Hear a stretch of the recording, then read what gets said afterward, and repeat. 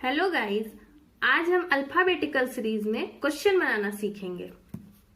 देखिए, which letter will be sixth of the right of 10th from the left and in English alphabetical series. इसमें क्या करेंगे, देखिए इसका एक फॉर्मूला होता है, वो हम देख लेते हैं, उसके बाद इस क्वेश्चन को सॉल्व करेंगे। देखिए, राइट और राइट रहेगा तो दोनों को जोड़ मतलब मिला के माइनस राइट हो जाएगा, और लेफ्ट रहेगा क्वेश्चन में तो माइनस लेफ्ट हो जाएगा, और राइट और लेफ्ट रहेगा तो प्लस लेफ्ट हो जाएगा, और लेफ्ट और राइट रहेगा तो प्लस राइट हो जाएगा।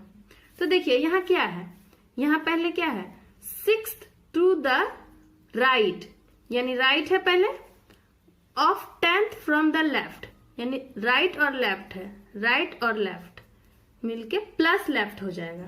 तो इसको कैसे सॉल्व करते हैं, देखिए राइट है, राइट कितना 6 और लेफ्ट कितना है 10th, तो क्या हो जाएगा सॉल्यूशन, प्लस लेफ्ट, यानी इस दोनों को प्लस करना है और आंसर लेफ्ट में आएगा, कितना हो जाएगा 16, यानी ये लेफ्ट से 16, ए बी सी डी जो लिखते हैं, A B C D up to Z तक, तो इधर से लेफ्ट हुआ, इधर से राइट हुआ, तो ये लेफ्ट है और ये राइट है इधर से, तो लेफ्ट से 16, लेफ्ट से 16 क्या होगा, ओ के बाद पी आता है, यानी कि पी, इसका आंसर पी हो जाएगा। अगर इसी क्वेश्चन को हिंदी में दिया हुआ रहेगा कि इंग्लिश अल्फाबेटिकल सीरीज में बाएं से 10वें के दाएं के छठे का लेटर क्या होगा, तो उसको कैसे सॉल्व करेंगे। तो इसके लिए क्या करते हैं, देखिए जब इंग्लिश का हिंदी होता है तो थोड़ा उसमें चेंजिंग आ जाता है। तो जैसे इसमें था कि 6 to the right of 10th, तो हिंदी हो जाता है बाएं के 10वें से दाएं, यानी इसमें पहले हम 6th लेते हैं राइट, तब हम 10th लेते हैं लेफ्ट, लेकिन इसमें पहले लेफ्ट लेंगे फिर राइट लेंगे। तो ये था इंग्लिश वाला के लिए फॉर्मूला, और हिंदी वाले के लिए ये है फॉर्मूला।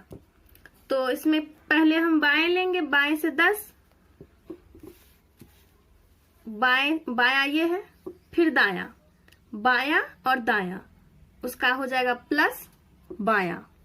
तो इसको सॉल्व कर लेते हैं, ये बायां और दायां प्लस बायां होता है, तो इस दोनों को भी प्लस कर दिए और बायां, यानी 16, ओ 15 होता है तो ओ के बाद पी 16, यानी कि पी। तो हिंदी में भी समझ गए और इंग्लिश में भी समझ गए, क्लियर।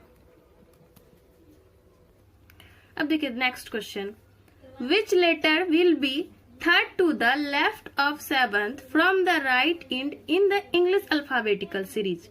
देखिए इसमें क्या है, लेफ्ट, थर्ड लेफ्ट और 7th राइट, और क्या होता था, लेफ्ट एंड राइट मिलके प्लस राइट होता था, तो वही लगाएंगे इसमें, लेफ्ट और राइट मिलके प्लस राइट हो जाता था, तो हम 3 + 7 को जोड़ देंगे तो 10 हो जाएगा। ये 10 क्या है, राइट से 10 है, यानी कि अभी 10, यानी कि हम जे नहीं लिखेंगे इसमें, क्योंकि जे तो लेफ्ट से 10 होता है, राइट से, यानी कि हमको इधर से लिखना है, इधर राइट है और इधर लेफ्ट एंड है, तो अभी हमको इधर से लिखना है। तो इधर से लिखने के लिए हम क्या करेंगे, तो देखिए 26 अल्फाबेट होता है, तो 26 में 1 जोड़ देंगे और इसमें इस 10 को माइनस कर देंगे, तो क्या हो जाएगा 17। अब राइट से 10 प्लेस पे जो अल्फाबेट होगा वो लेफ्ट से 17 प्लेस पे जो अल्फाबेट होगा दोनों सेम होगा। तो हमें राइट से 10 काउंट करने में प्रॉब्लम हो सकती है, मैं गलत भी कर सकती हूँ। लेकिन लेफ्ट से अगर हमको पता है कि 17 प्लेस हमको कौन सा है, तो वो तो हमें तो याद है, यानी 15 ओ होता था 15, तो 17 क्या हो जाएगा, क्यू हो जाएगा। क्लियर? अब इसी सवाल को हिंदी में बनाएंगे जो, तो उसका देखिए सेम पहले वाले सवाल की तरह इसको भी सॉल्व कर लेंगे।